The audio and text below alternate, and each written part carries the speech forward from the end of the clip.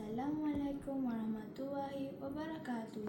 Salam sejahtera, salam perpaduan dan salam Malaysia Madani yang berusaha, Tuan Pengerusi Majlis, Barisan Hakim yang adil lagi bijaksana, guru-guru yang dihormati serta rakan-rakan yang saya kasihi sekalian. Berdirinya saya pada hari yang penuh bermakna ini untuk menyampaikan pidato yang bertajuk kepentingan mengamalkan rukun negara yang ketiga, iaitu keluhuran perlembagaan. Hadirin yang saya hormati, setiap negara yang berjaya berdiri teguh pasti mempunyai asas yang kukuh. Sesebuah negara tidak akan aman tanpa undang-undang yang dihormati. Begitu jugalah dengan Malaysia. Negara kita berdiri atas landasan Perlembagaan Persekutuan yang menjadi undang-undang tertinggi negara. Apakah yang dimaksudkan dengan keluhuran perlembagaan? Keluhuran perlembagaan bermaksud Perlembagaan Persekutuan merupakan undang-undang tertinggi negara yang menjadi panduan kepada sistem pemerintahan, pentadbiran serta kehidupan rakyat. Semua pihak termasuk rakyat dan pemimpin tertakluk kepada perlembagaan. Tiada siapa pun yang boleh mengatasi undang-undang. Prinsip inilah yang memastikan negara terus aman, stabil dan dihormati oleh masyarakat antarabangsa. Hadirin sekalian, persoalannya, apakah kepentingan mengamalkan prinsip keluhuran perlembagaan? Kepentingan pertama ialah mengukuhkan perpaduan rakyat yang berbilang kaum, agama dan budaya. Malaysia merupakan sebuah negara yang unik kerana rakyatnya terdiri daripada pelbagai kaum seperti Melayu, Cina, India serta etnik di Sabah dan Sarawak. Walaupun berbeza bahasa, budaya dan kepercayaan, kita masih mampu hidup bersama dalam suasana aman. Mengapakah keadaan ini dapat dikekalkan? Jawapannya ialah kerana Perlembagaan Persekutuan menjamin hak semua rakyat secara adil dan saksama.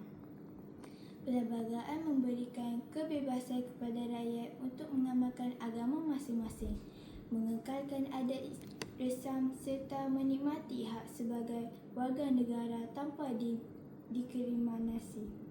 Apabila setiap individu menghormati hak yang termaktub dalam perlembagaan, semangat saling menghormati, bertolak ansur dan bekerjasama akan terus berkembang. Perasaan prejudis serta kebencian dapat dielakkan, sekaligus mengukuhkan perpaduan nasional. Sebagai contoh, rakyat daripada pelbagai kaum dapat belajar di sekolah yang sama, bekerja dalam organisasi yang sama dan berganding bahu menjayakan pelbagai program kemasyarakatan. Semua ini dapat dilaksanakan kerana setiap rakyat memahami bahawa hak setiap individu dilindungi oleh perlembagaan. Benarlah kata pepatah, bulat air kerana pembetung, bulat manusia kerana muafakat. Tanpa perpaduan, keamanan negara pasti akan tergugat.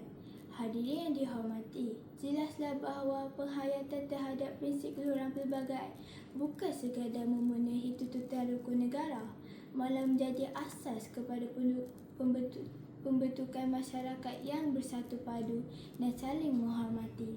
Perpaduan yang kukuh akan menjadi benteng utama dalam menghadapi pelbagai cabaran yang menolong serta menjamin masa depan Malaysia yang lebih cemerlang.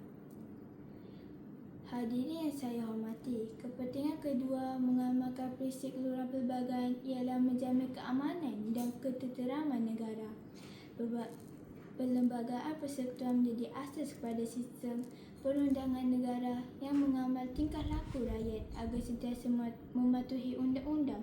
Apabila setiap individu menghormati perlembagaan, mereka tidak akan bertindak sesuka hati sehingga mencetuskan pergaduhan, kerusuhan atau huru-hara. Sebaiknya segala pertikaian akan diselesaikan melalui saluran undang-undang yang betul.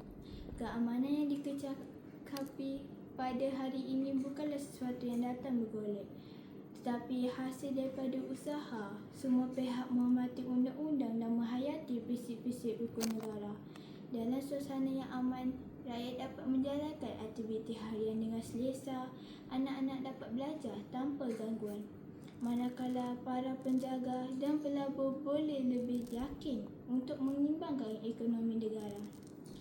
Benarlah kata pepatah, bersatu kita teguh, bercerai kita roboh. Oleh itu, keamanan negara hendaklah dipelihara dengan menghormati keluhuran perlembagaan.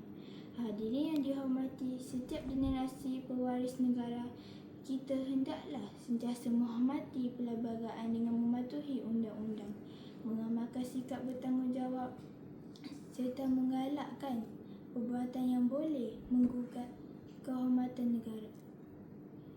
Penghayatan terhadap prinsip ini perlu dipupuk sejak di bangku sekolah agar menjadi amalan sepanjang hayat.